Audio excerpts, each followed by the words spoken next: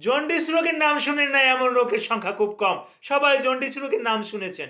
আর এই জন্ডিস হলে চোখ টোক হলুদ হয়ে যায়, হ্যাঁ, মিউকাস মেমব্রেন, স্কিন টিস্কিন যা কিছু আছে হলুদাভ কালার ধারণ করে।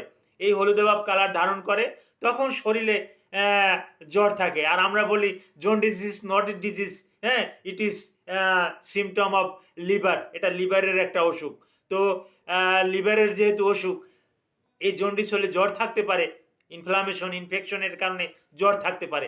আর জ্বর আছে বিধেই আপনি ফার্মেসি থেকে ওই কিনে কিনে প্যারাসিটামল, বিভিন্ন কোম্পানির প্যারাসিটামল খাচ্ছেন। এই প্যারাসিটামলটা খাওয়াই আপনার জন্য একটা মৃত্যুর কারণ হয়ে যাবে।